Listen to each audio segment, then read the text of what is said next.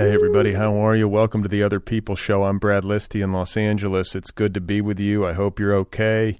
I have Greg Gerke on the program today. He is the author of an essay collection called See What I See, available now from Zero Gram Press. That conversation coming up momentarily. Today's episode is made possible by Custom House Books, publisher of the novel Appleseed by Matt Bell, on sale July 13th. Kelly Link calls Appleseed, quote, as urgent as it is audacious, and Karen Russell calls it, quote, a work of incandescent imagination. This is the new novel from the Young Lions Fiction Award finalist Matt Bell. It's a breakout book that explores climate change, manifest destiny, humanity's unchecked exploitation of natural resources, and the small but powerful magic contained within every single apple, set in 18th century Ohio, set in 2020's United States, and 1,000 years into the future. Matt Bell seamlessly weaves these three narratives together using mythology, folklore, and science fiction. He has written an unforgettable, speculative, epic novel, Appleseed by Matt Bell, available from Custom House Books.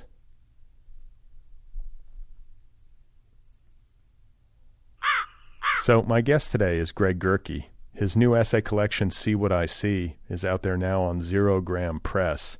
He also has a collection of stories out. It is called Especially the Bad Things. That was published by Splice. His work has appeared in Tin House, Film Quarterly, the Kenyon Review, and many other publications, and I'm pleased to have him here on the program. We had a great conversation, and we're going to get to it right now. This is Greg Gerke, and his essay collection, one more time, is called See What I See. You know, it's surrounded by Kubrick, Stanley Kubrick, actually, because I had written this book, Kubrickology, which I haven't done anything with. I've decided against it, even though I was about to maybe do it a year ago. It's seeing The Shining and how The Shining kind of mirrored in my situation with being the same age as the boy and two parents kind of at odds with each other.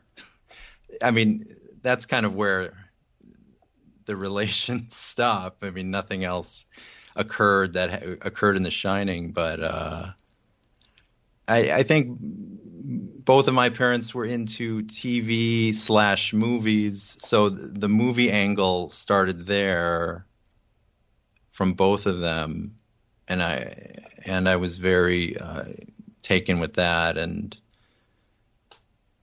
Kubrick's at the root of that, because I couldn't watch The Shining for years. Because I was also taken into the theater to see it when I was 5 to get over my fear. Wait, what? By my father. I mean, that's when the film came. I was, 5 or 6. And we were there, seeing another film. And we came out and he thought, well, The Shining is playing. It's in the middle of the film. Why don't you come in and get over your fear of this? So that was a traumatic experience. I mean, yeah, that experience marked my life, I think, much more than anything else. That is a better answer than I could have ever possibly hoped for. Right. So, first of all, I want to dial back a little bit. When you talk about your fear of The Shining and getting over your fear of The Shining, had you tried to view the movie previously, or was it a fear? You weren't reading The Shining at age 5. Well, no, it was based on, the previews came out, the previews on TV. I saw the commercials. The book was out. The book had pictures of stills from the film. This is like June 1980. So I knew it was there. So that was the fear. The poster, certainly the poster of, yellow and black and kind of this in pointless dots, the Jack figure. So no, I knew it was there. And you watch TV so much when you're young. I think most Americans do this. So, I definitely knew about it. Okay. So that's where that came up. And your dad takes you in at 5 years old. Just it's in the middle, I think it was actually in the beginning where the boy tries to open the door, but this is when the door is locked to the room. He's on his big wheel and he goes to the door to open it, but the door is locked. That was the scene. I remember. I was only in there for like 2 or 3 minutes. Oh, okay. I couldn't take it. He asked the ticket taker, "Can we bring him in the middle of the film?" So 2 or 3 minutes. But yes, I was terrified, probably screaming and crying, and my hands over my face, just like the boy in the film in certain scenes. And all these years later, like, first of all, you've written a book called Kubrickology, which or at least right. Yeah, kind of a memoir of the early years, but also with readings of The Shining, Eyes Wide Shut, and Barry Lyndon, and those have been published on the internet. Those long essays on the films. Yeah, it's funny. I remember reading The Shining. That's another distinct memory from my youth. But I read it, I want to say, in 1987 or 88.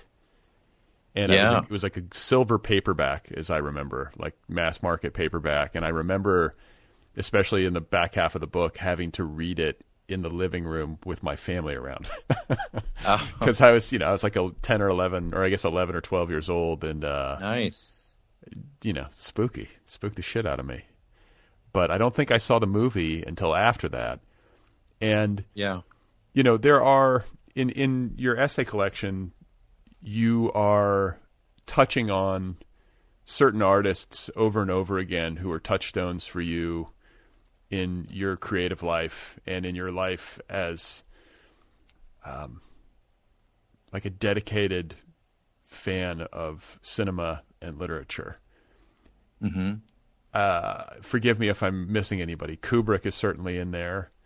Gaddis, Henry James, Eric Romer, Paul Thomas Anderson makes one appearance.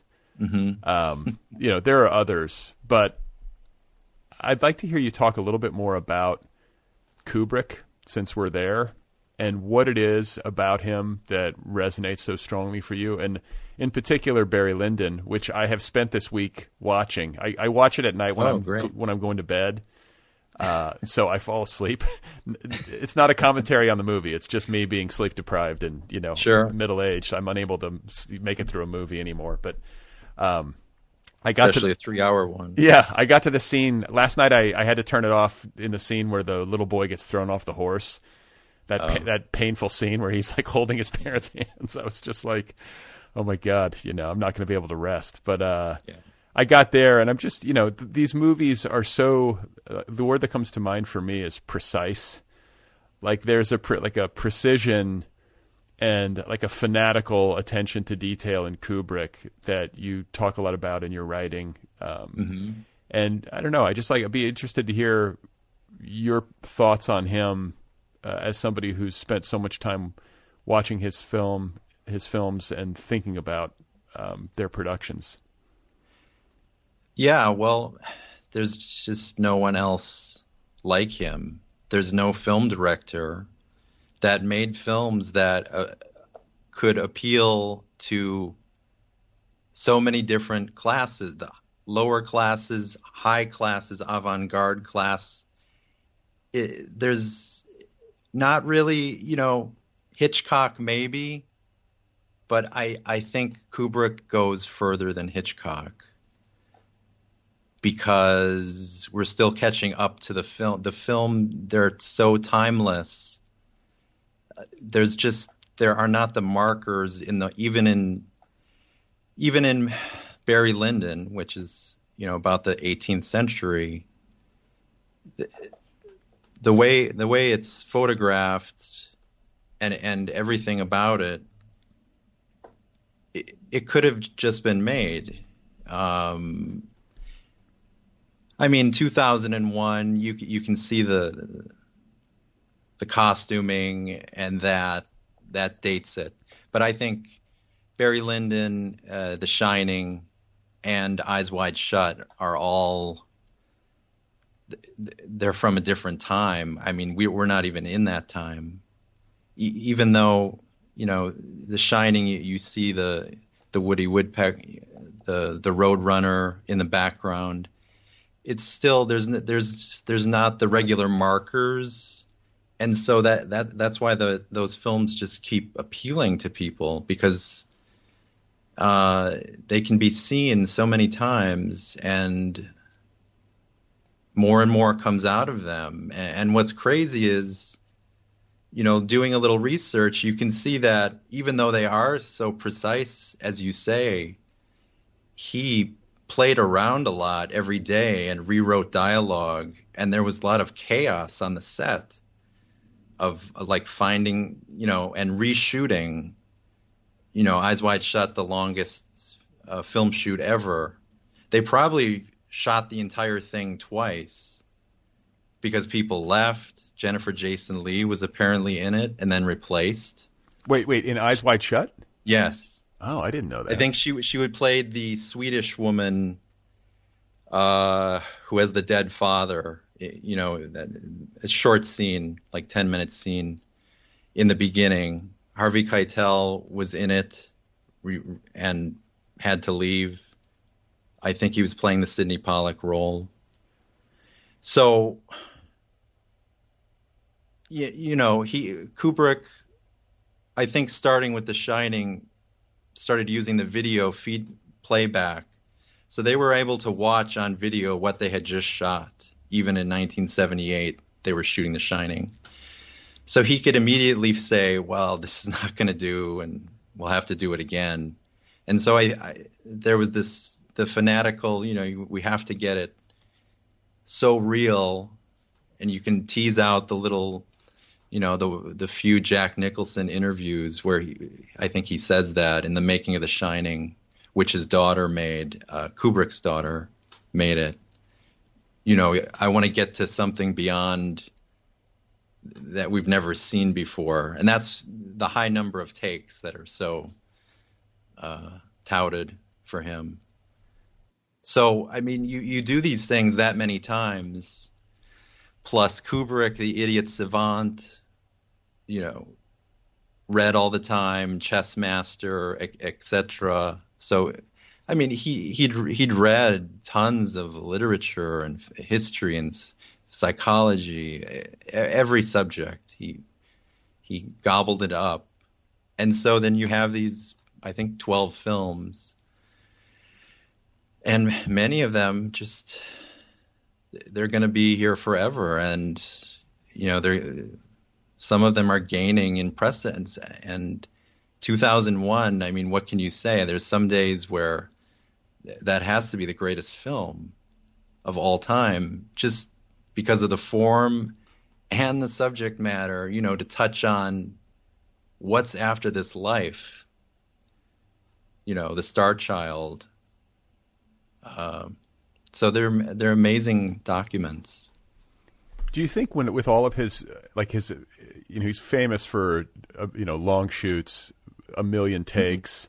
I remember seeing like a making of Eyes Wide Shut documentary or something where Tom Cruise was talking about a scene that he shot with Sidney Pollack in that billiards room in Pollack's mansion. Yeah. And by the way, can I just give a shout out to Sidney Pollack as an actor? I love him. Yeah. He's the best, like in everything. Yes. I feel like every time he's in a movie, I love it. From Husbands and Wives, Tootsie, and then Michael Clayton he was in. I thought he was like the best thing in Michael Clayton. And I don't know, he's just always a scene stealer, and I really love him on screen. But anyway, Tom Cruise was talking about shooting a scene with Sidney Pollack in a billiards room, which was a pretty rudimentary scene. Like there wasn't a lot going on. And they did like a take. They did another take. They might have done like 10 takes. And Tom Cruise was thinking like, I got this. And it was like a month later, they were still shooting that scene, like it's something like that. It was his introduction to the like incredibly detailed approach to film direction that Kubrick was famous for. Yes.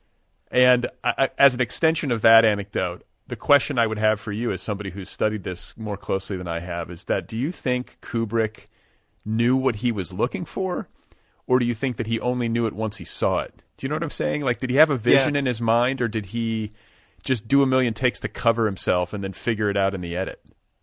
No, I think someone even said about him that he knows what he doesn't want. He knows that much. So you had to bring off what he wants, which, he chose certain actors for their star capability, and he chose certain non-actors because a few of the films are filled with, not stars, like Full Metal Jacket, 2001, so he, and again, that chaos thing where, he shut down Barry Lyndon for 4 months because he just was not satisfied with the locations, and it drove the production designer. I think the production designer had a nervous breakdown. He did win the Oscar for art direction later, but he was famous just for pushing people to the end of their limits. And I think he might have been on the spectrum a bit, because there was kind of I hear in a lot of interviews, someone said, well, I have to go, Stanley. And he's like, well, why? Well, I have to go to my family. Well, why do you have to go to your family? Like, he didn't understand about certain things. But, I mean, he was a great creator, and he knew what to do with the camera, and he basically invented the Steadicam, which is basically how we see films and TV for the next 40 years in The Shining. He was an amazing person. Do you have a favorite film? I guess Barry Lyndon is the one. It kind of oscillates. That's probably a favorite, but also The Shining, and then 2001 is almost, it's too much. But then Eyes Wide Shut as well. It's those four, really, I would say. Yeah. I like Paths of Glory. Am I getting that right? Yeah. That's one of his first films. It was The Killing, and then wasn't it The Killing, Mm-hmm. and then Paths of Glory, if I'm remembering? Yes. But he kind of disavowed himself from the first film, or he wanted to shut it down because I don't think he felt it met his standards or something. Am I wrong? Yeah, that's the one before The Killing. Like a horse racing, or I'm trying. My memory's spotty, but The Killing is has horse racing in it. But that's a great film. That wasn't the one. The first one was made maybe 5 years before that, and Paul Mazursky was in it, actually. I can't remember. He did try to gobble up all the negatives and destroy them. Right. It's not too. I've seen it. It's not. I mean, there are sparkles, but it's not too memorable. The Killer's Kiss is the next one, and then The Killing, both two noir films, and then Paths of Glory. Got it. Yeah. I remember seeing Paths of Glory and feeling like it was incredibly strong, like for early career work. Yeah. I was very impressed with it. And I'm glad to hear you say that you like Eyes Wide Shut, because I feel like that movie and Barry Lyndon both get shit on in the critical press, or have been over the years, as like his lesser work. And I'm like, really? Like, I thought Eyes Wide Shut was superb. No. And Barry Lyndon won. I was reading up on it, preparing for this conversation, and I want to say that Ryan O'Neal got the Razzie or whatever for like worst performance. So like in its moment, it was not looked upon in the way that it is looked upon now. Like, it's aged much better than I think people might have anticipated.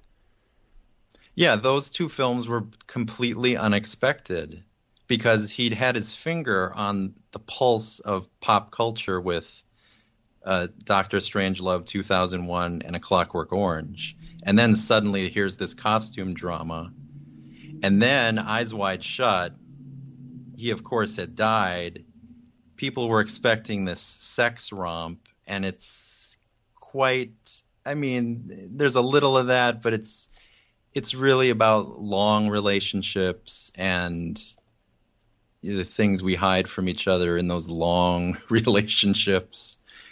And yeah, most of the critics were not ready to cope with that. But it's a great film. I love that film. Yeah. Do you have any sense that there's kind of an heir apparent or like an heir to Stanley Kubrick who's currently working? Like, would Paul Thomas Anderson be the closest thing? Somebody who's making films that really have something to say and also saying a lot of different things. I feel like that's kind of the direction he's headed in his career. Probably in America, yeah. He would be the one. Though I wasn't loving Phantom Thread as everyone else was. I thought it was a little step down from the last two, which I think were his best. The Master and Inherent Vice, I think, are his two fullest films. I mean, and you know, as far as cinema, I think the most interesting things going on are going on in every other country except ours. Unfortunately, you know, the 90s indie film scene in the U.S. was so strong, and it's just fallen apart, kind of. Though I just saw this film called The Mend. It's on the Criterion Channel by John Magri, which is totally absurd and funny, like Beckett being stuck in an apartment. So there's here and there's something, but Hong Sang-soo in South Korea, he's like a roamer, so he's not more the Kubrick. But I think the Turkish guy, Ceylan, Nuri Bilge Ceylan, I might be interposing some of those names. Quite interesting films that he's making. He's more out of Bergman, Antonioni, Tarkovsky, but they're very easy to get. They're not hard, but I think there's a lot going on in those films. Then we have Malick and Lynch. We have Malick, Lynch, and Anderson. I think those are the three. We'll see what Malick does next. I mean, I think I was getting a little... Even the latest one about the war, I didn't finish it, not because I didn't like it. I just, other things came up, but we'll see what he does next. It's interesting, his career arc, because he made those two masterpieces in the late 70s, or I guess early 80s, or was it all late 70s? I'm thinking of Badlands. 70s. Yeah, Badlands and Days of Heaven. And then he goes silent until 98, I think, with Thin Red Line, which I loved. I remember I remember going on opening night to a packed theater to see Thin Red Line. Nice. And I always was like dragging friends of mine who had like no real interest. So I had a friend like who at the end of it was like, and I did the same thing with Eyes Wide Shut, incidentally. And I remember in both cases like being like super jazzed at the end of the film and like turning to my friend, and my friend was just like, what the fuck was that? But yeah, he had like this big, huge gap of nothing. And then over the past 2 decades has made quite a few films in his late life. Yes. What was he doing? Do you know what he was doing in those like gap years between Days of Heaven and...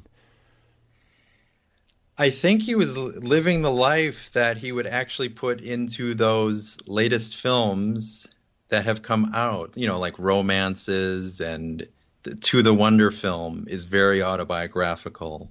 I Can't Abide Ben Affleck's acting, but I'm hoping one day there's going to be a way to digitally insert a different actor into the role, so I can watch him, or let's say someone like Daniel Day-Lewis play that role over, so I don't have to see Ben Affleck. But I mean, some of the stuff in that film is still stunning. I mean, the photography. But I think he lived in France or something. So, there are scenes of To the Wonder in France. And he's doing stuff in Texas. I think, he probably just didn't have anything to say, really. And I think he was writing some screenplays, too.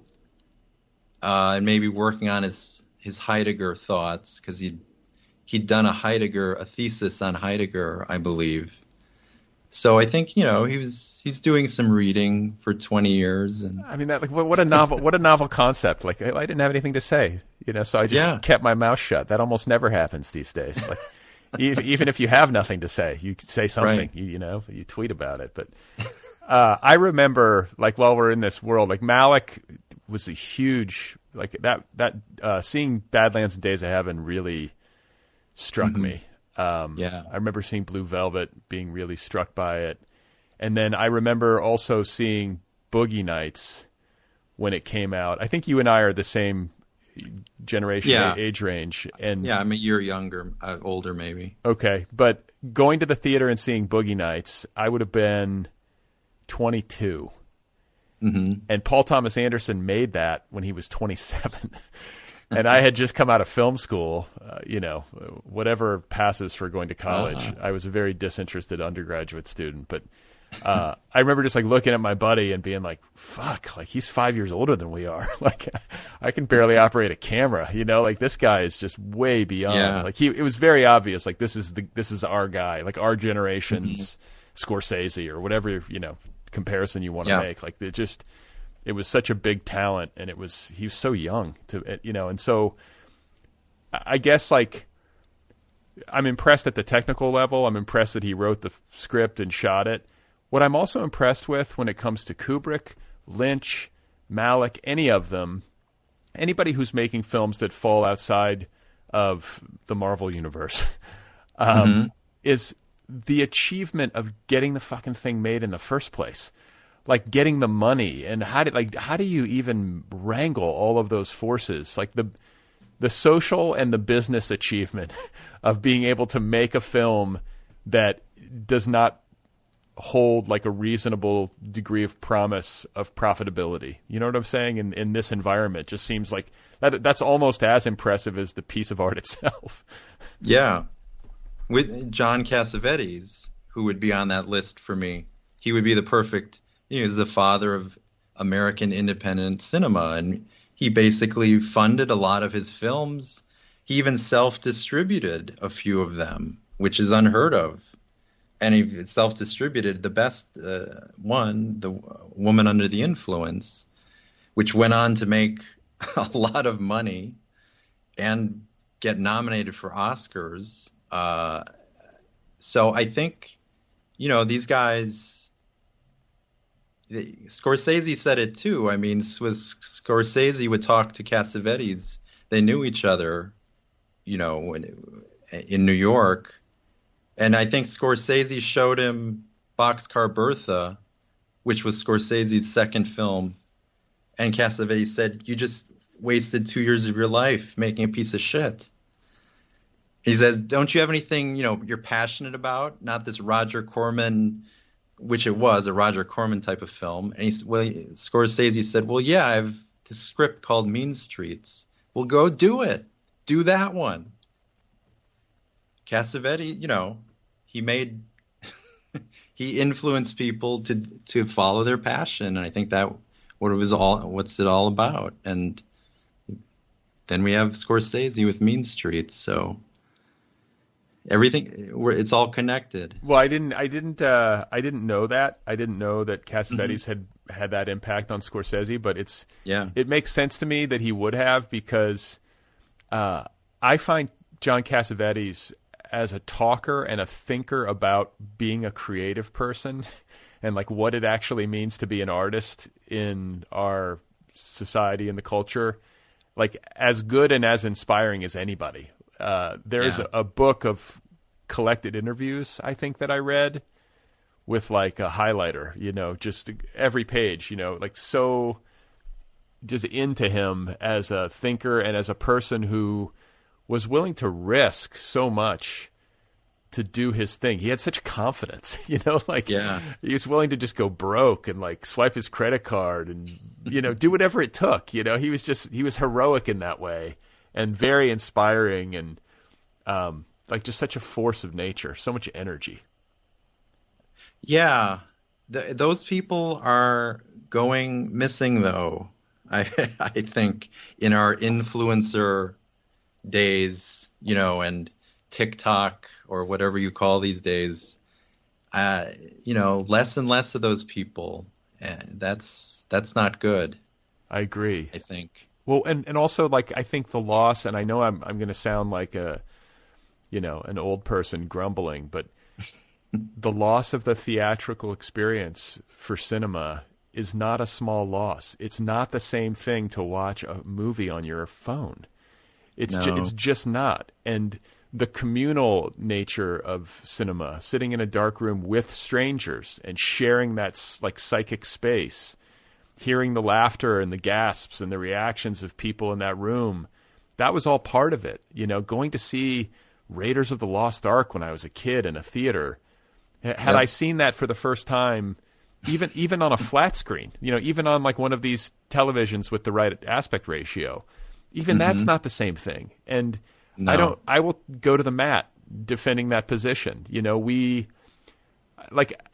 if I were the John Cassavetes of today, you know, if I were Paul Thomas Anderson and I'm he's making a film, or I think he's in post-production or maybe even done with his next film, and I'm looking at putting it out into the world, and my options are to do like a premiere, maybe a very limited theatrical release, and then all of a sudden it's on Amazon or something. What a bummer. Yeah. You know, like I want people to be in the theater seeing this film that I've labored over every frame of. I don't knock somebody for having that position, especially somebody who's as accomplished as he is.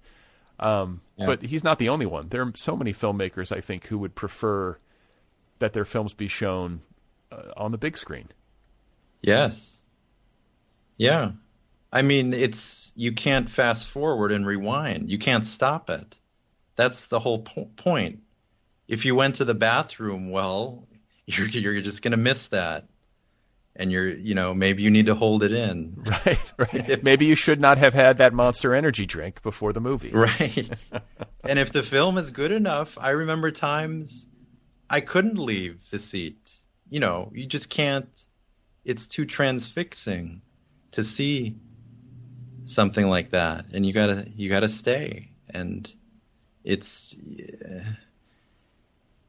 and you're seeing the film, the grain of the film, which is very hard to imagine, but it's not supposed to be digitized. You're supposed to be seeing film projected.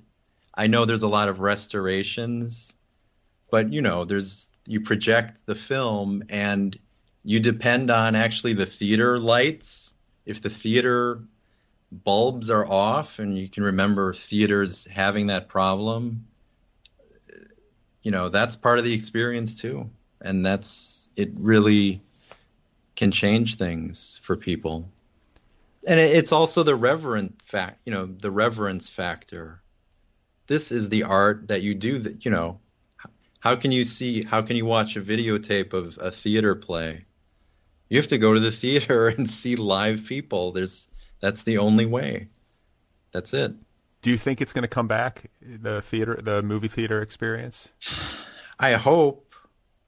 I mean, it seems more people are going in New York that I've heard. I don't know out there, but probably in the bigger cities it would, I think, survive much more. And I mean, the multiplexes that only show the Marvel movies, well, who gives a shit anyway? Yeah. Maybe they should end. I mean, if you if you can't even watch something that's halfway decent. I can't stand it's not. I think I've decided that I can tolerate comic book movies. There's nothing wrong with a comic book movie. That like, they can be fun. It's just the number of them. That's I think where my biggest beef is. It feels like that's all there is, and I guess that's just the market demand. That's what people want. But if that's what people want, they want easy things. Yeah. I mean, isn't that what television is for? I mean, television series are basically easy things.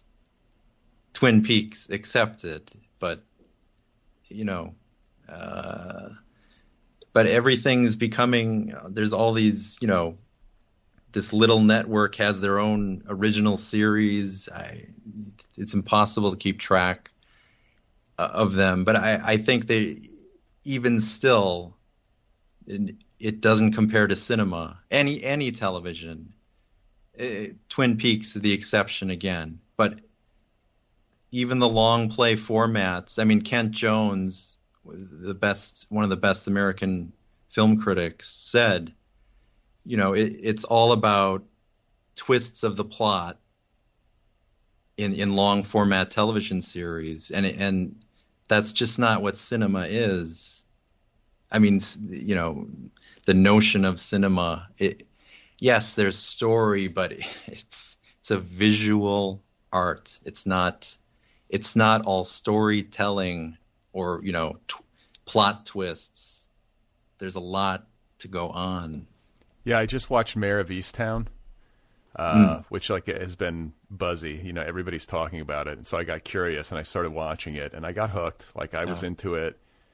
But you talk about plot twists. This was a 7-episode limited series that I thought should have ended after the 5th episode, and it was very well. I'll say this: I like Kate Winslet a lot as an actor. I think she's fantastic. She elevates what she's in. I think that's how I feel about her. I feel like the reason Titanic. I've thought a lot about Titanic. I like to watch Titanic when I'm stoned. I think it's an awesome stoner movie, is what I would argue. Yeah. And so because I've watched it multiple times under the influence, I've thought a lot about why it was so popular. You can knock it a million different ways. I know the script is terrible and it's embarrassingly treacly and all this different stuff. But, there are technical achievements in terms of design, and Leo and Kate Winslet are good actors. And I think the reason that movie floats, pun intended, is that she is the best thing in it. I think she's the reason that movie works.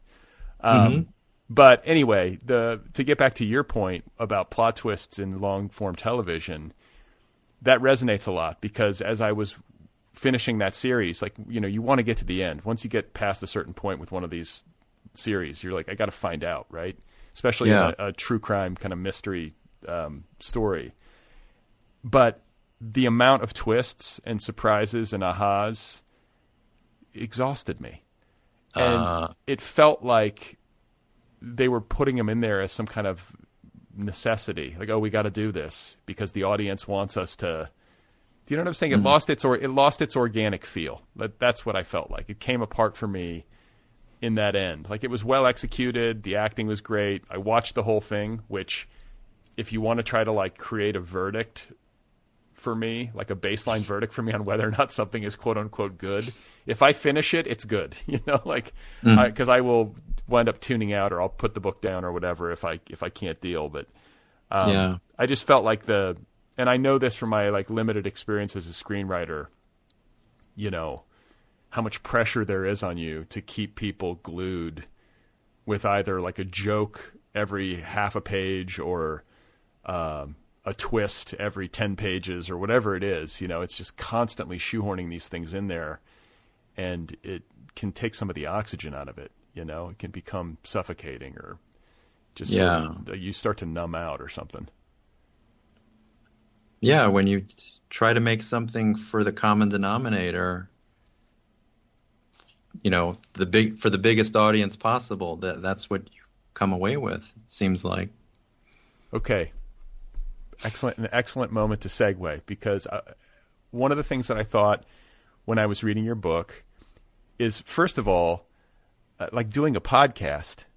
Like, how do you feel about talking to me and like doing a podcast? Like, do you hate podcasts? You seem like someone who would think these kinds of things are trifles or something. No, and I've admired your podcast. I've been listening to it, and some great writers. I'm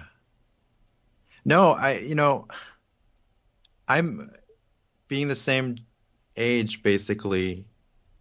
I'm missing these experiences along with the pandemic year and a half we have here, of just being with people and not, being, I know this is virtually or on, conversation, but us being on phones, it's awful, I think. And I've even set up like Skype calls with a few writer friends just to like something different.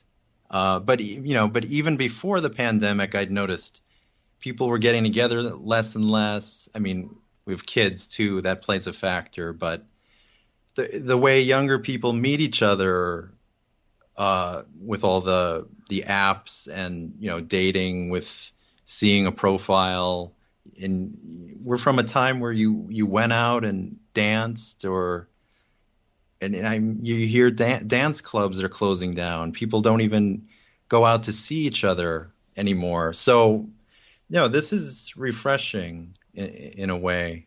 And as opposed to some literary events, which are, I don't know. I don't know how you feel about literary events, but it's hit and miss. It's hit and miss. It depends. Yeah. I'd almost rather never hear people read. I'd rather hear them talk just like this. Yeah. Because the reading experience, unless it's a poet, that's a little different, but the reading experience is so internal, I think. Like, we don't need that. Like, going to hear Gordon Lish, for instance, when he had a book come out, he never said a word about it. It was just a monologue for an hour about, wonderful things. And then he'd maybe read a bit of Don DeLillo's old book, from the Players. And that was his book launch. He was talking about everything else except himself. That's amazing to think. I mean, he's an egomaniac, but still, the oral culture, we're losing, that. Him and Harold Bloom, if you've heard these wonderful tapes of Harold Bloom talking in the classroom, these monologues, they were both great orators. And I think that's where they both shined, and not in their written work, just speaking, running the threads together. They were amazing people. I mean, Lish is still alive, but I don't think he's doing any events anymore. Yeah, it's funny. People who are great educators, I think Lish and Bloom would qualify. Like real, like brilliant. I guess academic might be a word, but I find that when I read stuff by teachers, I'm often most moved by transcripts, even if they've been edited, polished, shined up a little bit, rather than their prose.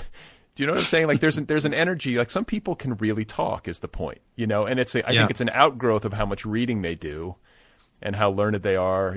I don't mean to denigrate the written word. I'm just saying that like sometimes it's more impactful, I find, when I'm reading like somebody, like a transcribed talk by somebody who's really gifted that way. It packs a punch and it cuts through, or it's easier for me to take in or something. But there is in your book the word that kept recurring to me was defiant. there is a defiance in you on the page when it comes to prose style, when it comes to your posture relative to art and the culture. There's something antiquated almost about your style that I think is totally intentional. Like you, one of your epigraphs, I think, is Ralph Waldo Emerson. And, this might be a mischaracterization, but like there is something almost like 19th century-ish or early 20th century-ish to me about you on the page. Like I recognize that sort of care with language, a lot of words I had to look up, if I'm being honest. Like you're not, you're kind of cutting against the grain in terms of the prose style that I most often see in the books that cross my desk that get sent to me by publishers. Like, am I saying things to you that are in any way surprising? Yes. Well, thank you very much. I mean, I think that's what it is. I would say I would agree with all of that. And with William Gass, I mean, that's the linchpin, or the lodestar. So I think I've been trying to do something like that to bring an architecture to the sentence, to make every sentence count. It sounds cliche, but that was behind. That was the intention, to make it beautiful, if one can, and seeing what art has become, the reactions in the zeitgeist, you see them every day on Twitter. Yeah, I'm definitely defiant against what's happening to canceling of Shakespeare, etc. Like, we haven't gone to him yet, but I'm sure he's next on the list. You just can't throw away your history. And this is our history. So I don't know. We'll see what happens. But yeah, there's a lot of reactions. This was through the 2010s. I wrote the book. So, times have really changed in the last 10 years. And I think there is a reaction to what has happened, and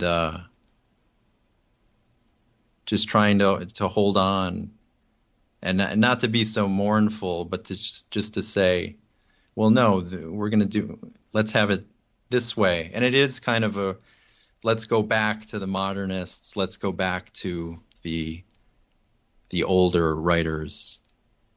What about people listening, in particular maybe younger people, but it could be anybody, who might be listening to us saying like, man, these are some grumpy middle-aged dudes who just are resistant to change. Like, aren't we kind of like right where, like, isn't it kind of cliche for people at our stage of life to be grumbling about how art isn't the same as it used to be, and it used to be better, or, certain aspects of it anyway, the movie theater experience that we were talking about.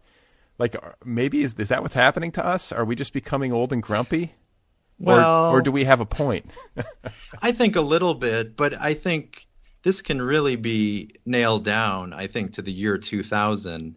I think that was the real shift in both literature and cinema. Something happened, and from that date onward, there has been much, much less great art. And people were talking about it, maybe it's because that's when the conglomerates really got into the book industry, certainly. I mean, they were already there in the film.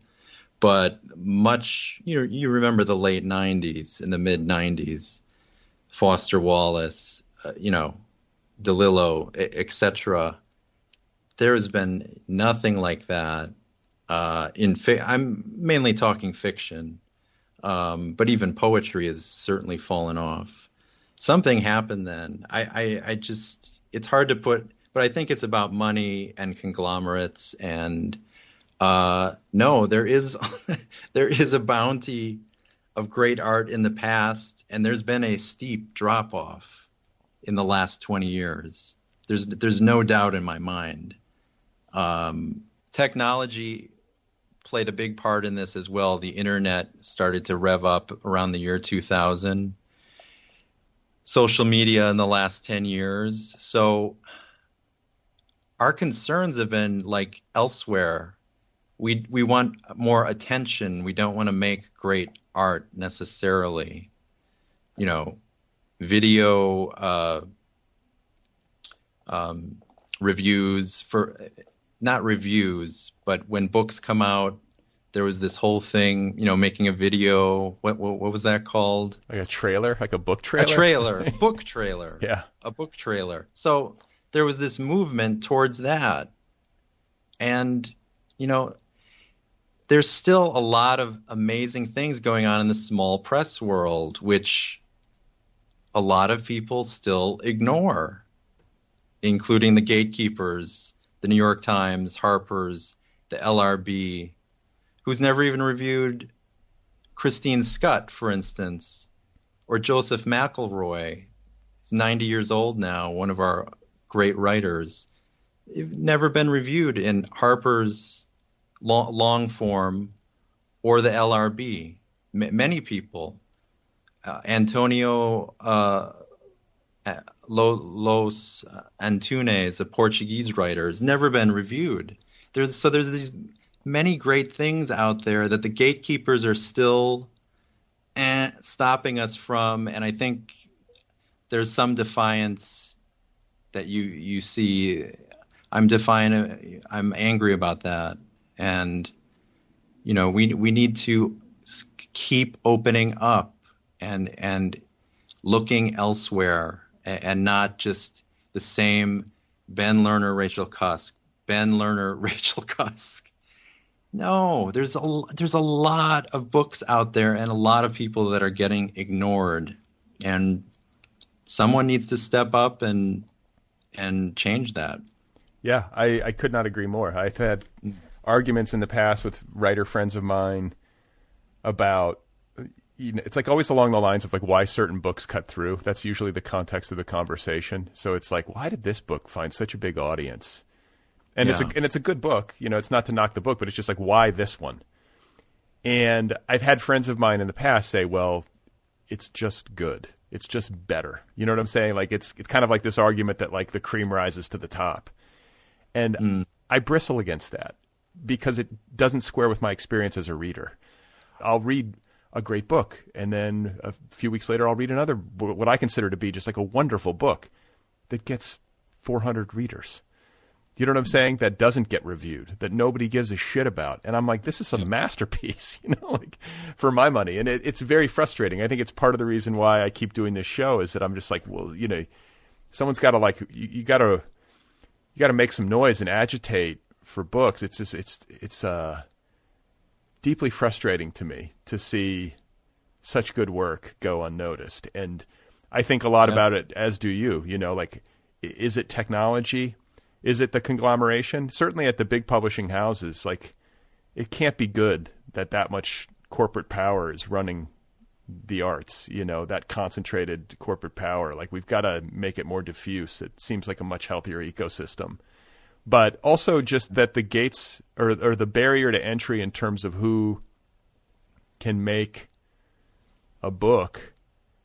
I mean, there's so many, you know, like part of it is that it's just a flooded market. So I feel like I'm talking out of both sides of my mouth in some respects, because it's like I want there to be more great work recognized, but I also seem to say that like they're publishing too much or there's too many books out there, and I don't know if there's any way to put that genie back in the bottle. Like same thing goes with film, you know, now that there's YouTube and Vimeo and you can make a movie with your iPhone, like I think it's just a different world, you know, to operate in. And, you know, how that affects the ability for really great work to find an audience, I can't say exactly. You like to think that the really good stuff is going to stick around. Well, there is a lot of, there's NYRB classics. There is a lot of rediscovery of writers, that people like Lucia Berlin, and there's a lot of those cases. And there's a lot of people that want something more than major houses are putting out now. A lot of them are actually on Twitter. There's a lot of readers that take pictures of their books, of books they read. That's fine. They're readers, and they want something that's going to knock them off their chair. So the people are out there, and now you can, we're more in touch with the audience visual, through social media. So we need to keep pushing different work to them because they want it.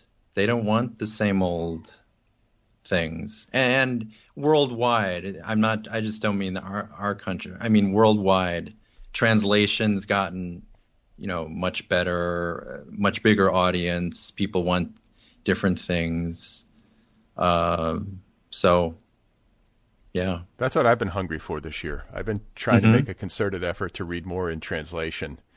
Like, because it's one of my, many, many blind spots as a reader, and just, I can't take in everything, but I just have not read enough in translation. And it just occurred to me, I'm really sick of reading so much of my own countrymen. Not that a lot of it's not great, but do you know what I'm saying? I was just kind of after the last 4 years, I'm like, man, I've had a lot of America in my grill for a long time. It might be a good idea to read outside my... Find this Portuguese guy, Antunes. He probably would have won the Nobel if Saramago hadn't. But it's they can only give one Portuguese person the Nobel. Right. So that was it. He got that seat. But, yeah, well, putting people and things into boxes, I don't think that helps. And, why can there only be one Portuguese? Why, why?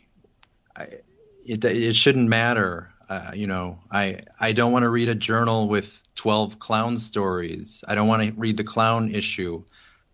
I want a journal with just everything. Why does it have to be all of one thing? Stuff, little things like that. I know there's gimmicks and stuff like that, but it seems kind of tawdry, Maybe it's got to have it's got to have something to do with. It's easy when you package it and you theme it out. It must sell better. That's the only thing I can think of. But I hear you. Well, that's why I'm starting a journal to combat the rise of Substack, actually, because I think a lot of writers are turning to that. But, they're not going to be peer reviewed. People are just going to plop. So I'm doing a journal called Socrates on the Beach for longer works of prose. It'll come out in the next couple months. Is it going to be quarterly or Yeah, an internet journal, quarterly. Oh, cool. And I'm paying the contributors. So, it's going to be small. It's just me, but 6 to 8 people. We'll see. I don't even know what Substack is. I can't keep up, Yeah, it's just another platform where you can have subscribers, and I think it's more for journalists, really. There are people that, write on books, let's say, or film, but I think the people that want to read thousands of articles about Senate and all political things, which I do not want to read any of them anymore for years. Right.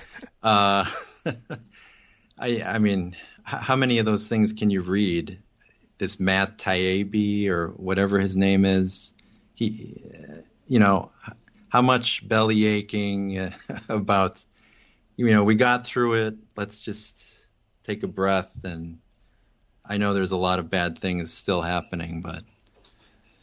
So I want to talk a little bit more about you biographically, because this is woven into your book. Born and raised in Milwaukee. Yes. You sort of talked about it at the top when we were discussing Kubrick. Being in a household where the parents were sort of at odds, you turned to television and movies, I think in particular as a kid, as a way of escape or, fascination.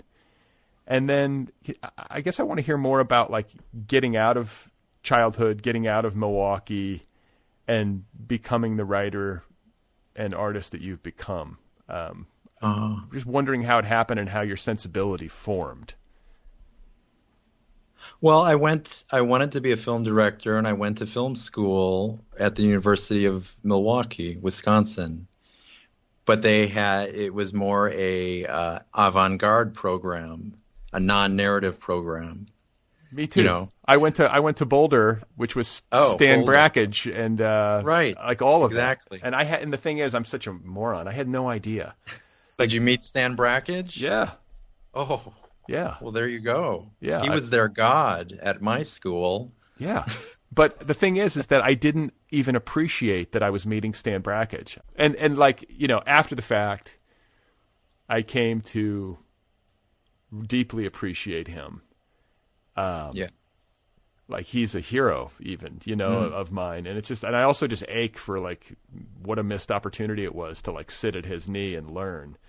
But I think the hand-painted films in particular are just remarkable. It's a different kind of film. You got to be, prepared. Dog Star Man 2 is amazing. Yeah, amazing. So anyway, we share that in common. You went to the University of Milwaukee thinking that you were going to be like the next Kubrick, and suddenly you're watching Stan Brakhage's wife give birth. Yes. Yeah, they didn't care for my films. I think in fact, they weren't going to let me go on because you had to do 2 years of something and, graduate to the next higher echelon in your junior year. So I kind of felt it was going that way. So I just said, forget it. And I drove across the country to see the country, see the West. And I motored through Oregon and stopped in Eugene for some reason. Someone mentioned it.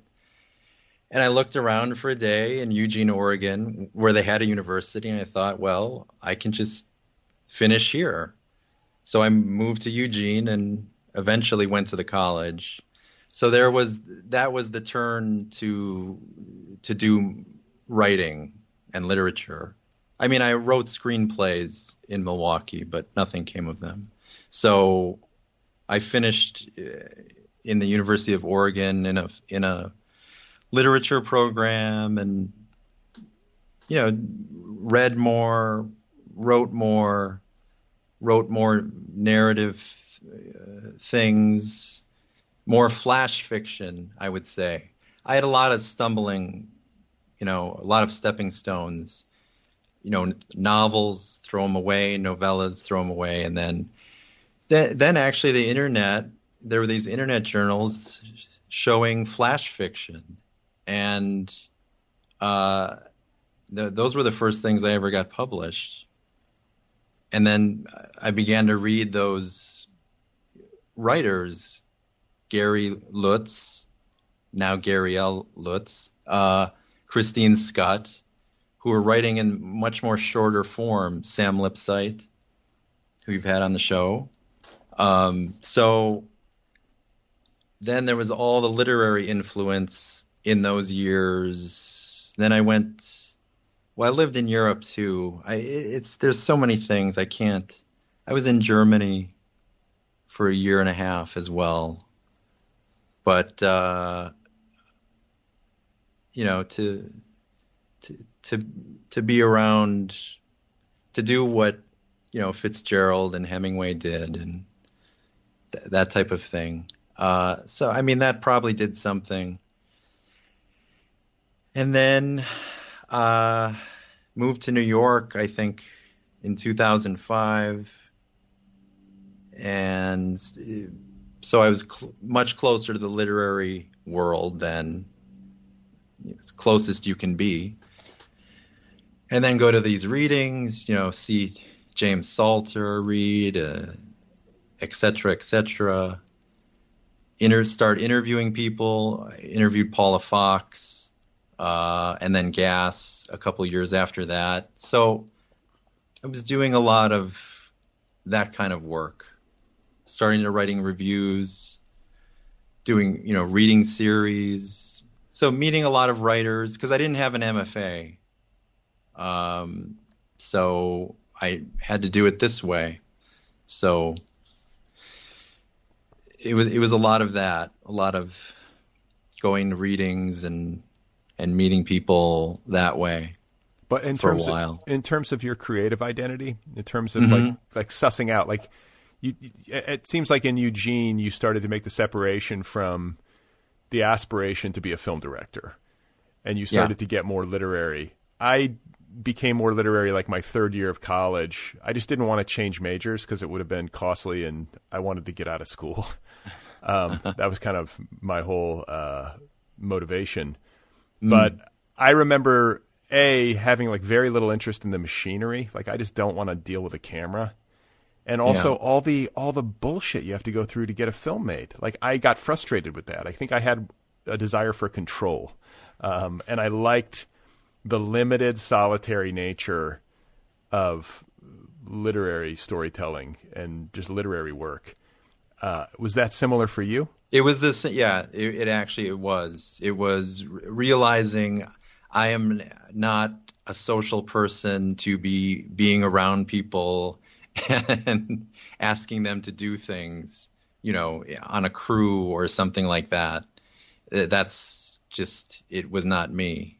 So I needed to find something, and, writing screenplays, was more me. I was reading Bergman's screenplays and a lot of plays, and that was more me. So, yeah. I mean, I love that you're reading Bergman. I mean, that's like, for a young person, that's such like a heavy choice, Like, do you have teachers? Were there mentors in your life that were super influential, or were you just kind of on the breadcrumb trail, watching movies, figuring out which ones you liked, then reading up on the directors? You know what I'm saying? Was it a little bit? Yeah, a little bit of each. I mean, my mother took me to see Hannah and her sisters when I was 12 or 13. And Woody Allen led me to Bergman eventually. And I also had an uncle who was very artistic, a classical guitar player.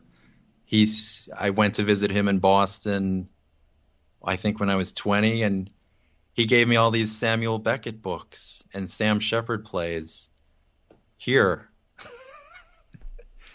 The encounter with Beckett, Bergman and Beckett were the life changers. I mean, Beckett, I think I read almost everything he wrote in the next 2 years. And so, that uncle, I owe a lot to him. They just told me where to go. And then reading Gass's essays a little later, that's like an MFA program. He tells you what to read and what to think about it as well. Yeah, I was thinking of the people who've influenced me, filmmakers. You mentioned Woody Allen, and I have to cop to it, like big influence. And right now that's a very it's a very touchy thing to discuss. You know what I'm saying? You talk about cancel culture, and you talk about how we're supposed to react and relate to work by somebody who in his private life has done reprehensible things. I see this argument play out on social media and in the media, in the wider media. And I've had conversations with my wife, where it's like, I don't know if I can't watch this anymore, that kind of thing. Like, I don't know if we should watch this movie. It just makes me feel gross or something like that, But I think, like, if I'm to be perfectly honest with you, if I'm in conversations with friends about this stuff, I think you have to be able to divorce the art from the artist. Yeah, and the way he talked about and his relationship with Mia Farrow, you could say is the starring role in Hannah and Her Sisters and Husbands and Wives, and Crimes and Misdemeanors. Those films, they are so full of life and wisdom about relationships. Why would you want to lose that? I mean, he was really, I think, self-flagellating in some of those films and bearing his soul. I mean, I've looked at them recently. There's a lot going on in those films that it's, it's pretty wonderful that they were so popular, because I think they were important to people's formations, just talking about relationships and talking about mostly how men and women butt heads a lot. And those films were very important, I think, for a lot of people. And Crimes and Misdemeanors is amazing. Mm-hmm. I mean, because then you have the comedy, but you also have murder. I mean, a real crime and punishment situation, and that there's nothing off about it. It's totally believable. It's the acting, the writing, the camera work by the Bergman cinematographer Sven Nykvist did that film, and they're just amazing pieces. But Caravaggio killed someone. Are you not going to look at Caravaggio paintings? Right. Maybe the answer is that like time has to go by, like Woody Allen has to die, and like Probably. Get if somebody's been traumatized in a similar way, I can understand how his films might be like the last thing they'd want to see. But I'm just thinking Sure. like squarely as a piece of artwork, like detached from him and all the bullshit of his private life, like just as a piece of art, I think that they're, like you say, Caravaggio, every Marlon Brando movie, you start getting into the private lives of the actors. Like there's almost, you'd be very limited in what your choices are. The albums on your, at least when you used to have albums, what Mm-hmm. records records are you going to listen to if your benchmark for behavior is held up against, the modern rock star, Yeah, I mean, are we going to go down the road where, well, Philip Seymour Hoffman is reprehensible because he was a drug addict? I mean, I could almost see, are we really going to start to go to that far with this stuff? I can't even. Philip Seymour Hoffman's a saint to me. I can't. Yeah, I'm in that camp. That was a rough one for me. Was when he Yes. went. That was a big loss. I really loved. well, I mean, him. the best actor, the best writer, and the best rock star of our generation, they all killed themselves. Who are you thinking? Well, Hoffman, Foster Wallace, and Kurt Cobain. Yeah. I mean, I'm saying Seymour Hoffman wasn't strictly a suicide, but it was, he was down that road. I mean, there's a lot of pain going around. We're living in it, certainly. And I don't think that's a coincidence that that's the case, that those three guys who were around the same age, mid-60s, born in the mid-60s. Mm. Foster Wallace is an interesting case because, again, like I have borne witness over the years to so much blowback about him, not only his behavior in his private life, but I think there's just a lot of people who think he's overrated, and everyone's entitled to their own opinion. But what I think, and maybe I'm just missing it, is in terms of just like brain power on the page, like as a person thinking on the page. Oh yeah. Like there's just nothing I've read that comes close, and again, maybe I'm missing it, but like, can we at least just acknowledge that this guy was a fucking super genius? Like he was really smart. That doesn't mean he was like a a saint or like a super wise person all the time. You know, he had human suffering, obviously, you know, that puts him right down there with the rest of us. You know what I'm saying? Like, he struggled a lot as a human being in his relationships and with himself and with mental illness and all of it. But like, he let it all hang out too. I mean, good old Neon. That story is unbelievable. He was writing about it before it happened. Well, I enjoyed reading your book. It is thank you. Different than everything that I've read this year, and in recent memory. You know, it truly like stands out in that way. Like, I found myself feeling like, wow, I just haven't seen anything like this in a while. You know, and certainly admire how much time and effort you put into building each sentence, as you said. There's definitely that feeling, you know, that this is a person who really labored over every line, and you truly care about art, you know, in a way that, like, I'm like, damn, like, I'm outclassed here in terms of like your passion for and the breadth of your reading, and film watching. You know, I've got a lot to catch up on. I feel that way so often. I have so many, many blind it's all there spots for us. It's all, you know, there's so much out there, so many books and films. You know, we'll never we'll never get to them all, but there's a lot, and I'm discovering stuff every day. The Ascent by this Ukrainian filmmaker, this woman who died when she was young. It's called The Ascent, from 1977. It blew me away. I hadn't seen a film like that in 10 years. Where have you been? Where do you watch most of your films? Like, if you're home, the Criterion Channel or Mubi. Okay. Mubi streaming service. Cool. A lot of foreign stuff. Yeah. Well, that's the thing, is that, you know, this is another one of my like grumpy old man frustrations, but all these different competing streaming services and this vast library of film that we have. And now we have like 50 different things we need to subscribe to try to find every, you know, it's just, the tedium of it drives me crazy. It's out of control. Yeah. But I guess like the flip side of that would be like, you know, everything is accessible in ways that it wasn't previously. You would probably not even have had a chance to see that Ukrainian film.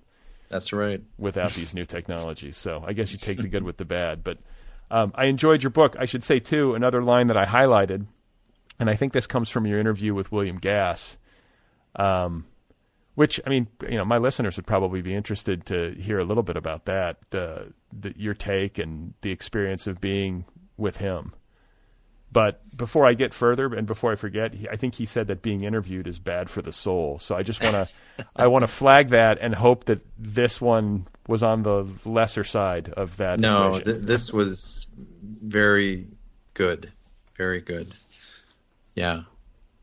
And anything you want to share about your time with Gass? Like, it's just it was like being with a master. I've called him the master because he'd written so much. He was almost 90 then. I wrote all these questions, but I didn't even ask more than a third of them because I just listened to him, and that's really what I went there to do, and to be in his presence and see. And he had this huge library. I mean, it's still there. He's dead, but you know, I don't know, 50, 100,000 books in this large house. It was a wonderful experience. And he wasn't a grumpy old man, as many people might think. He was very funny and welcoming and nice, and it was a wonderful time. Well, I remember really enjoying that piece. You know, because it's there's that one there's a couple of them that I feel like cut against or like stand out, you know, as being unique. The combos essay too, because I grew up eating combos. That one I also remember, and the comparison of their taste, like the vomity taste of combos, resonates deeply. Yes. Anyway, it's great to meet you. I appreciate the time and the conversation. And thank you. I always ask people what they're working on, if they have anything in the works. Do you have another book in the offing, or are you still thinking about it? Or no, I'm trying to finish up a shorter novel, a shortish novel. Any hints as to what it's about? People will think it's autofiction, but I'm trying to make something like Naipaul's Enigma of Arrival or Sebald, which will throw a fork in the autofiction. But it will sound like my life, but I have the narrator has a brother and I don't have a brother, so there's little things like that. Okay. That I've like trying to throw off people. All right. Well, we'll look forward to it. My thanks once again. Thank you. It was great. All right, guys. There you have it. That is Greg Gerke, and his new essay collection is called See What I See, available now from Zero Gram Press. You can find Greg Gerke on the internet at greggerke.com. His handle on Twitter is @Greg_Gerke. Once again, the essay collection is called See What I See. Go get your copy right now. The Other People podcast is offered freely. Every single episode of this show is available to you, the listener, free of charge. It's a listener-supported show. If you like the program, if you get something from it, if you listen regularly and you have the means, support the show. You can do that at patreon.com/otherpplpod. That's patreon.com/otherpplpod. There are different tiers, different levels of support. For as little as $1 a month, you can support this show. And then as you go higher up, you can get stuff, a tote bag, a coffee mug, a t-shirt. I will write you a postcard. I'll wish you a happy birthday. Patreon.com/otherpplpod. Support this program. If you would like to write to me, the address is letters@otherppl.com. There is an official Other People with Brad Listi app. Did you know that? It, too, is free. It's a free app. Go get the app wherever you get your apps. The Other People podcast is available now on YouTube as well. That's a relatively new development. The Other People with Brad Listi show has its own YouTube channel. Go subscribe to the YouTube channel. Smash the subscribe button. If you want to help the show in a free and easy way, rate it and review it over at Apple Podcasts or Stitcher or anywhere, Spotify, wherever the show lives. If you can rate it and review it, that helps the show find new listeners in an algorithmic fashion. Coming up next time on the program, who's it going to be? I don't know exactly. Mark Leidner, Matt Bell, something like that.